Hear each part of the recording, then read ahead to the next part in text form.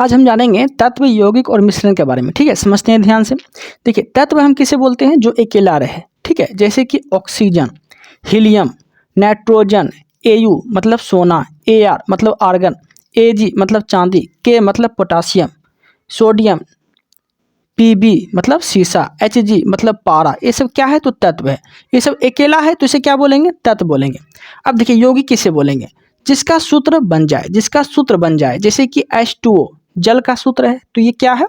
यौगिक है। CO2 सूत्र बन गया तो क्या है? यौगिक है। NaCl सूत्र बन गया तो क्या है? एक यौगिक है। CH4 मतलब मीथेन क्या बन गया? सूत्र बन गया तो क्या है? यौगिक है।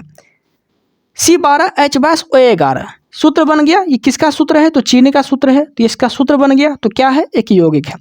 देखिए, C6H12O6 सूत्र बन गया तो क्या है? यौगिक है।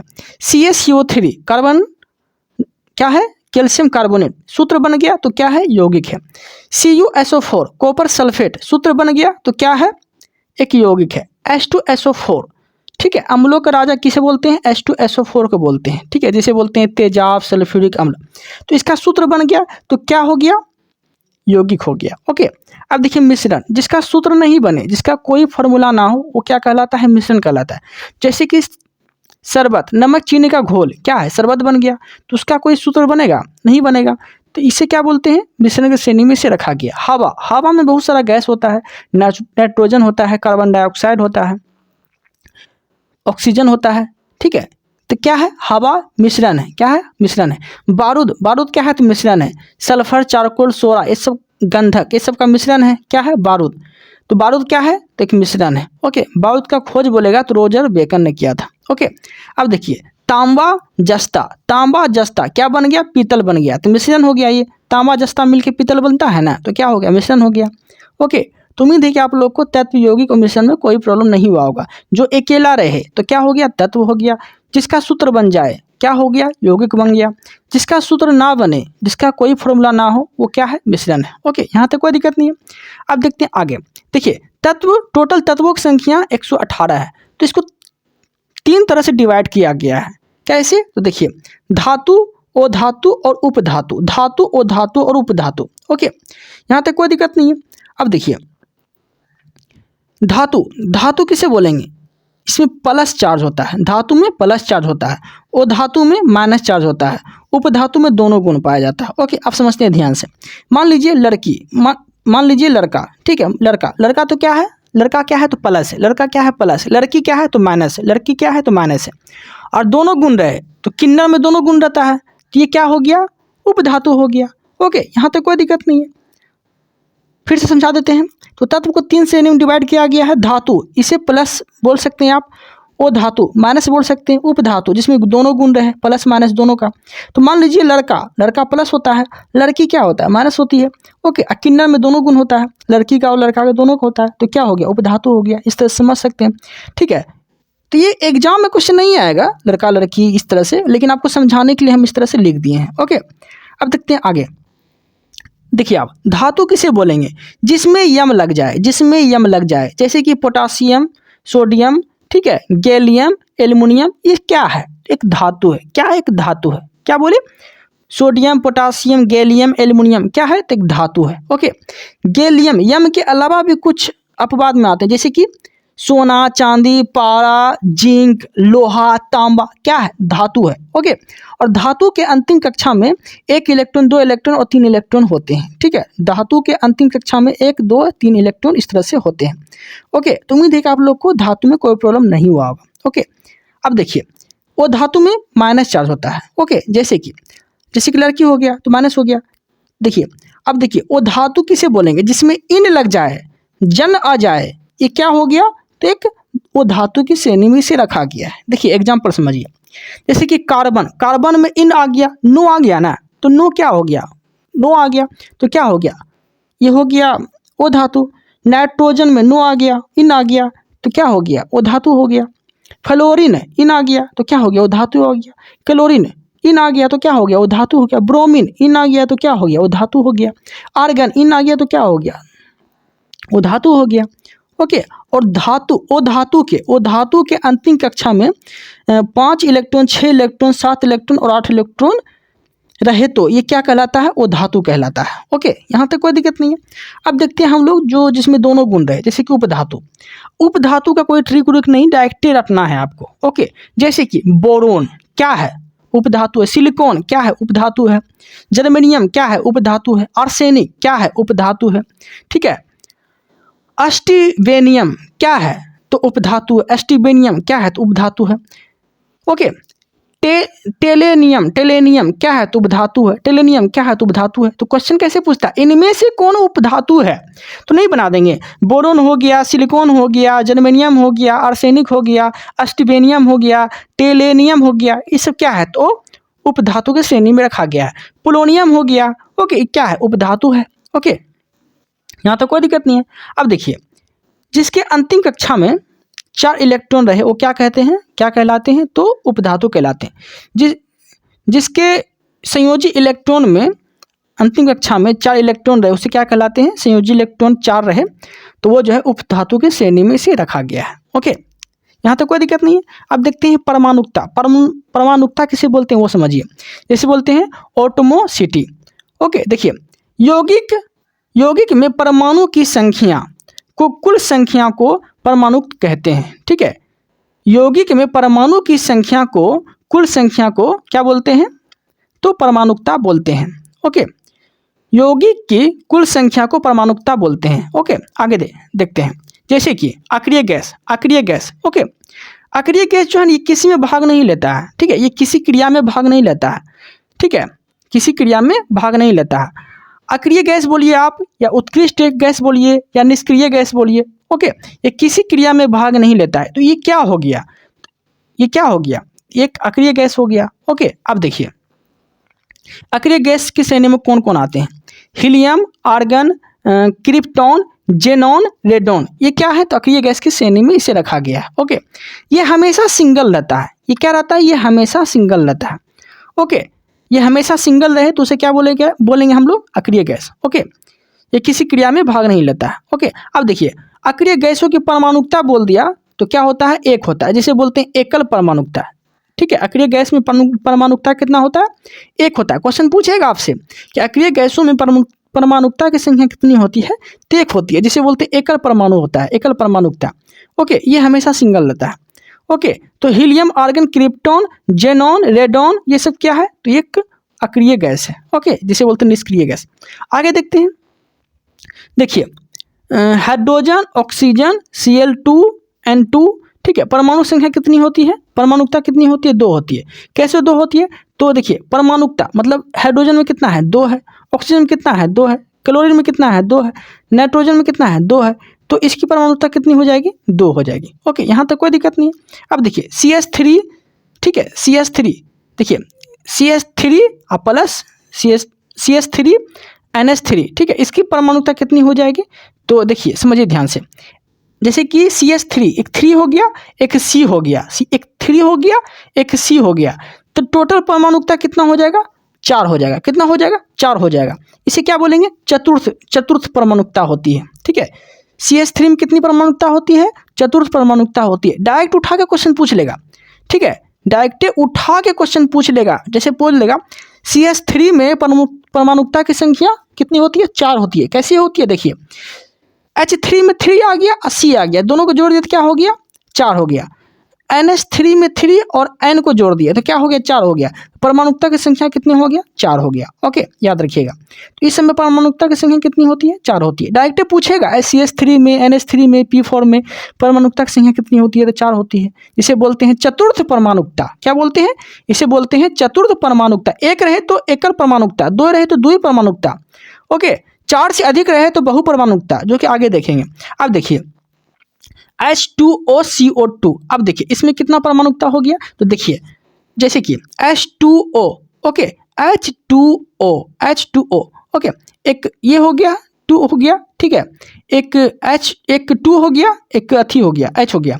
ठीक है, H2O इस तरह से हो गया। तो इसमें कितना परमाणुकता होती है, 3 होती है। जैसे कि यहाँ समझिए, जैसे कि एक C हो गया, जैसे कि O2 2 हो गया, दोनों को जोड़ दिया कितना हो गया, 3 हो गया। तो त्रिपरमाणुकता होती है। कितनी होती है, त्रिपरमाणुकता होती है। तो H2O हो गया, CO2 में कितनी परमाणुकता होती है, 3 परमाणुकता होती है। तो उम्मीद है आप आप लोग को परमाणुकता निकालने के लिए आप सीख गए होंगे। ओके, अब देखिए जो 4 से अधिक रहे जिसमें, तो वो क्या कहलाती है, बहुपरमाणुकता। जैसे कि यहाँ देखिए, जैसे कि C6H12O6 हो गया ना, तो डायरेक्ट क्वेश्चन पूछेगा कि ग्लूकोज में परमाणुकता की संख्या कितनी होती है, तो कैसे बोलेंगे, तो बोलेंगे 4 से अधिक होती है, मतलब बहुपरमाणुकता होती है। ओके, अब देखिए जैसे कि C हो गया, C6 हो गया, तो 6 यहाँ हो गया। ओके, 12 यहाँ हो गया, तो 12 6 18 हो गया, 6 यहाँ हो गया। ओके, 12 6 18, 18 6 24, 24 हो गया, तो टोटल 24 परमाणुकता होती है। ग्लूकोज में कितनी परमाणुकता होती है, टोटल 24 परमाणुकता होती है। तो 4 से अधिक है ना, तो इसे क्या बोलेंगे, बहुपरमाणुकता। क्या होती है, बहुपरमाणुकता। डायरेक्ट क्वेश्चन पूछ लेगा इनमें से कौन बहुपरमाणुकता है, ठीक है, बहुत सारा ऑप्शन दे देगा, H2O दे देगा, CO2 दे देगा, ग्लूकोज दे देगा, ठीक है। तो ये कैसी परमाणुकता होती है, तो बहुपरमाणुकता होती है। ओके, यहाँ तक कोई दिक्कत नहीं है। जैसे कि सल्फर के अणु कितने होते हैं, S8 होते हैं, तो ये क्या हो गया, 4 से अधिक हो गया, तो इसमें कैसी होगी, बहुपरमाणुकता होगी। ओके, यहाँ तक कोई दिक्कत नहीं, उम्मीद है कि आप लोग को समझ में आ गया होगा। अब देखते हैं आगे, देखिए अब यहाँ समझते हैं, एग्जाम में क्वेश्चन निश्चित रूप से इससे गिराना है, एकदम 100% लिख लीजिए आप मेरे से कि यहाँ से क्वेश्चन गिरता है, इसलिए आपको यहाँ से फोकस करना है हर हाल में। ओके, समझते हैं ध्यान से। देखिए क्वेश्चन कैसे पूछेगा, क्वेश्चन पूछेगा आपसे, क्वेश्चन पूछेगा, देखिए ठोस से द्रव, ठोस का द्रव में बदल जाना, कैसी अभिक्रिया, कौन सा गुण, क्या बोलेंगे इसको, तो बोलेंगे गलन। क्या बोलेंगे, गलन। ठोस का द्रव में बदल जाना क्या कहलाएगा, गलन कहलाएगा। क्या कहलाएगा, गलन कहलाएगा। ठोस का द्रव में बदल जाना गलन कहलाएगा। ओके, अब देखिए द्रव का ठोस में बदल जाना, द्रव का जो है ये ठोस में बदल जाना, तो क्या कहलाएगा, हिमीकरण कहलाएगा। जैसे कि बर्फ, द्रव से बर्फ बन गया, तो क्या कहलाएगा, हिमीकरण कहलाएगा। ओके, फिर से बोल देते हैं, ठोस का द्रव बनना गलन, ठीक है, द्रव का ठोस बनना हिमीकरण। यहाँ तक कोई दिक्कत नहीं है। अब देखिए, अब यहाँ समझिए, अब देखिए द्रव का गैस में बदलना, द्रव का गैस में बदल जाना। द्रव को आप गर्म करेंगे तो गैस में बदल जाएगा, द्रव को जब गर्म करेंगे तो क्या हो जाएगा, गैस में बदल जाएगा। तो इसे क्या बोलेंगे, वाष्पन की क्रिया। क्या बोलेंगे, वाष्पन बोलेंगे। द्रव का गैस में बदल जाना वाष्पन की क्रिया। अब देखिए गैस को आप ठंडा करेंगे, ठीक है, तो क्या बदल जाएगा, ठीक है, संघनन। इसे क्या बोलते हैं, संघनन की क्रिया, ठीक है, क्या बोलेंगे, संघनन की क्रिया। ओके, फिर से बोल देते हैं, द्रव का गैस में बदलना वाष्पन की क्रिया, ओके, गैस का द्रव में बदलना संघनन की क्रिया। ओके, यहाँ तक कोई दिक्कत नहीं। अब देखते हैं आगे। अब देखिए ठोस का गैस में बदलना, ठोस का सीधा गैस में बदलना, कोई द्रव में नहीं बदला, ठोस का सीधा गैस में बदल जाना, ये क्या कहलाता है, ऊर्ध्वापातन की क्रिया। क्या कहलाती है, ऊर्ध्वापातन की क्रिया। ठोस का सीधे गैस में बदल जाना ऊर्ध्वापातन की क्रिया कहलाती है। ओके, यहाँ तक कोई दिक्कत नहीं। अब देखिए गैस का ठोस में बदल जाना, गैस का डायरेक्ट ठोस में बदल जाना कैसी क्रिया कहलाती है, क्या कहलाती है, तो निक्षेपण क्रिया कहलाती है। क्या कहलाती है, निक्षेपण क्रिया कहलाती है। यहाँ तक कोई दिक्कत नहीं। तो ये डायग्राम आपको याद रखना है, बाकी आप अच्छे समझ में आ जाएगा आपको। ओके, अब ऊर्ध्वापातन से कुछ क्वेश्चन गिरते हैं, वो देख लेते हैं। जैसे कि कपूर को शुद्ध किया जाता है ऊर्ध्वापातन विधि द्वारा, कपूर को शुद्ध किया जाता है ऊर्ध्वापातन विधि द्वारा। ओके, याद रखिएगा। जैसे कि कपूर हो गया ऊर्ध्वापातन विधि द्वारा शुद्ध होता है, ठोस हो गया, ठोस कार्बन डाइऑक्साइड ऊर्ध्वापातन विधि द्वारा शुद्ध होता है, ठीक है, नेप्थलीन की गोली ऊर्ध्वापातन द्वारा शुद्ध होता है, एंथ्रासीन ये भी ऊर्ध्वापातन विधि द्वारा होता है। ओके, नौसादर जिसे बोलते हैं, ओके, NH4Cl इसका शुद्ध होता है। ओके, यहाँ तक कोई दिक्कत नहीं है। अमोनियम क्लोराइड जिसे बोलते हैं, तो ये क्या हो गया, नौसादर, ये सब जो है ऊर्ध्वापातन द्वारा शुद्ध होता है। तो ऊर्ध्वापातन के गुण बता देगा आपको, मतलब कि किसमें कौन सा गुण होता है, तो कपूर, ठोस CO2, नेप्थलीन की गोली, एंथ्रासीन, नौसादर। ओके, ये सब कैसी क्रिया होती है, तो ऊर्ध्वापातन क्रिया इसमें होती है, इसके द्वारा जो है शुद्ध किया जाता है। ओके, तो यहाँ तक कोई दिक्कत नहीं, उम्मीद है कि आप लोगों को समझ में आ गया होगा। अब देखते हैं भौतिक परिवर्तन, रासायनिक परिवर्तन। भौतिक परिवर्तन, रासायनिक परिवर्तन, आप समझते हैं ध्यान से। भौतिक परिवर्तन किसे बोलेंगे वो समझिए।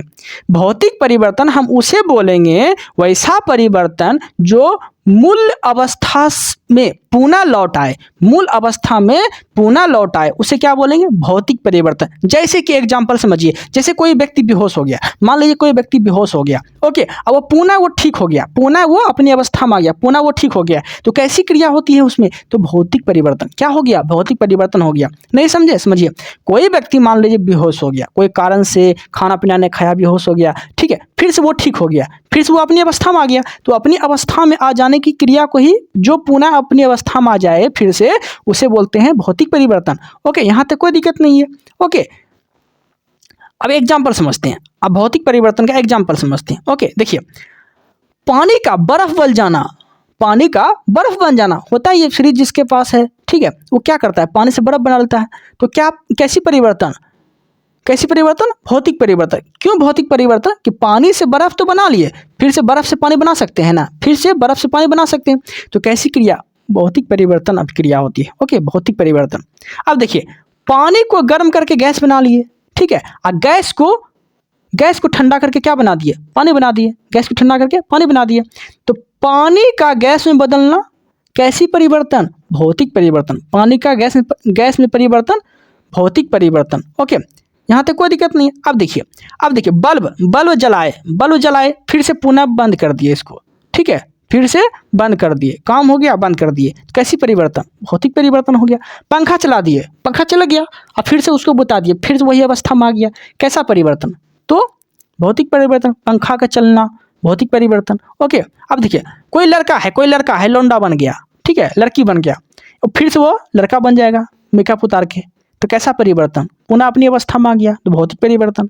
ओके, यहाँ तक कोई दिक्कत नहीं है। ओके, अब देखते हैं आगे। ओके, देखिए, मोमबत्ती का पिघलना, मोमबत्ती को पिघलाए हैं, जलाए नहीं है, मोमबत्ती का पिघलना भौतिक परिवर्तन, क्योंकि मोमबत्ती को पिघला के फिर से तो बना सकते हैं मोम ना, तो भौतिक परिवर्तन। ओके, यहाँ तक कोई दिक्कत नहीं, उम्मीद है कि आप लोग को समझ में आ गया होगा। ओके, तो भौतिक परिवर्तन बोलते थे वैसा परिवर्तन जो मूल अवस्था से पुनः लौट आए, वह कहलाते हैं भौतिक परिवर्तन। अब देखिए, रासायनिक परिवर्तन किसे बोलेंगे? जो मूल अवस्था में पुनः नहीं लौटेगा, वह कैसी परिवर्तन? तो रासायनिक परिवर्तन। ओके, आप समझते हैं ध्यान से। इस परिवर्तन में द्रव्यमान बदल जाता है, इस परिवर्तन में द्रव्यमान बदल जाता है। कोई 1 किलो का चीज है तो वो आधा किलो हो जाएगा, 3 पौवा हो जाएगा। ओके, तो कैसी परिवर्तन? रासायनिक परिवर्तन। तो रासायनिक परिवर्तन में द्रव्यमान बदल जाता है, तो ये चीज को ध्यान में रखना है। ओके, आप समझते हैं ध्यान से। देखिए, कोई बेहोश हुआ, ठीक है, अब वो ठीक नहीं हो रहा है, मर गया, अलविदा उसको बोल दो, ठीक है, तो कैसी परिवर्तन? रासायनिक परिवर्तन। मतलब कि बेहोश कोई हुआ और वो फिर से अपनी अवस्था में नहीं आ रहा है, तो कैसी परिवर्तन? तो रासायनिक परिवर्तन। ओके, यहाँ तक कोई दिक्कत नहीं। अब देखिए, दूध का दही में बदलना, कैसी परिवर्तन? तो भौतिक परिवर्तन। दूध का दही में बदलना भौतिक परिवर्तन। अब दूध से दही बना लिए, लेकिन दही को फिर से दूध बना सकते हैं नहीं ना, तो ये रासायनिक परिवर्तन। दूध का दही बनना रासायनिक परिवर्तन, दूध का दही बनना रासायनिक परिवर्तन। ओके, क्योंकि दूध से दही बना सकते हैं लेकिन दही से दूध नहीं बना सकते हैं, तो रासायनिक परिवर्तन। ओके, यहाँ तक कोई दिक्कत नहीं है। अब देखिए, कागज का जलना, कागज जलाएंगे तो उसका द्रव्यमान कम हो जाएगा, तो कागज का जलना कैसा परिवर्तन? रासायनिक परिवर्तन। लोहा में जंग लगना, लोहा में जंग लगा, ठीक है, लोहा में जंग लगा, फिर उसको छोड़ाए तो द्रव्यमान उसका कम हो गया, तो लोहा का जंग लगना, ठीक है। जैसे कि कोई लोहा में जंग लगा, वजन बढ़ गया, ठीक है, तो क्या बोले? द्रव्यमान में परिवर्तन होना चाहिए, द्रव्यमान में परिवर्तन होना चाहिए। ओके, कोई चीज 1 kg का है, आधा kg हो गया, कोई 1 kg का है 2 kg हो गया, मतलब द्रव्यमान में अगर परिवर्तन हो रहा है तो वो समझ लीजिए रासायनिक का गुण है। ओके, यहाँ तक कोई दिक्कत नहीं है। रासायनिक परिवर्तन में एक और जानते हैं, मोमबत्ती का जलना, मोमबत्ती जल गया, द्रव्यमान में परिवर्तन आ गया। ओके, मोमबत्ती था बड़ा सा, जलते जलते छोटा हो गया। ओके, भोजन का पचना। अब देखिए, कोई भोजन खाया, कोई मान लीजिए भोजन खा के फिर निकाल दिया, क्या उसे फिर से भोजन बना सकता है? नहीं ना, तो भोजन का पचना कैसी परिवर्तन? तो रासायनिक परिवर्तन। ओके, तो उम्मीद है कि आप लोग अच्छे समझ में आ गया होगा। कोई डाउट होता है, कोई प्रॉब्लम होता है तो आप मुझे मैसेज कर सकते हैं, मेरा टेलीग्राम लिंक है वेलोसिटी क्लासेस। ओके, या फिर कमेंट कर सकते हैं। ओके, वीडियो अगर पसंद आ रहा है आप लोग को तो सब्सक्राइब कर लीजिएगा। क्या करेंगे? सब्सक्राइब कर लीजिएगा, ताकि आप लोग के लिए ऐसे ही वीडियो लाते रहे। Okay then, thank you, thanks for watching.